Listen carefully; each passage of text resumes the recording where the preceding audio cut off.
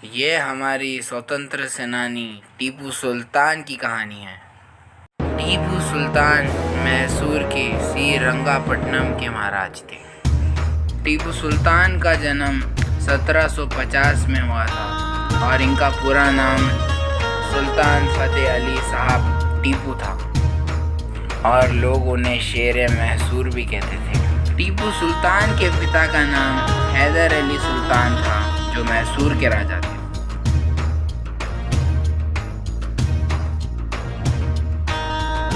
वह बहुत कम आयु में अपने पिता के साथ युद्ध में शामिल हुए।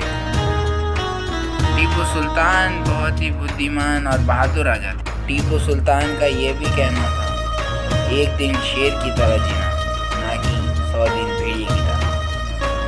APJ अब्दुल कलाम साहब का भी ये कहना था कि मिसाइल का सबसे पहला आविष्कार टीपू सुल्तान ने किया था।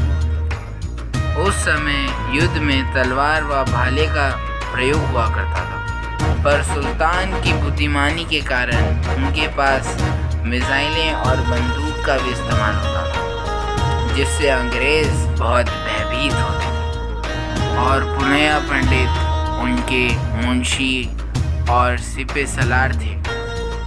वे भी बहुत बुद्धिमान थे और उस समय ब्रिटिश काफ़ी शक्तिशाली हो चुका था। अंग्रेज की रणनीति आपस में भिड़ाने की थी। ब्रिटिश कमांडर ने मीर सादिक नामक सिपह सलार को सुल्तान के खिलाफ कर दिया और वो गद्दारी कर बैठा, जिससे अंग्रेज़ों को महल की खुफिया मालूमात मीर सादिक से मिली।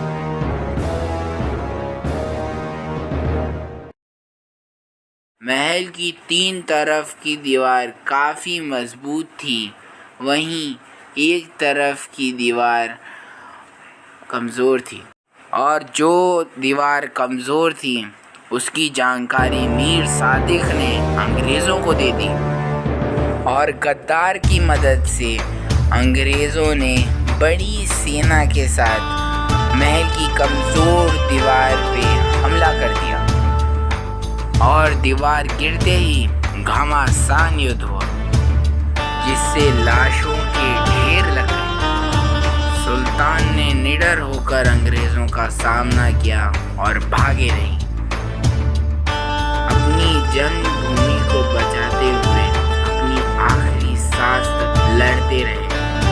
इसी तरह शेर मैसूर सुल्तान फतेह अली साहब टीपू अंग्रेज़ों से लड़ते लड़ते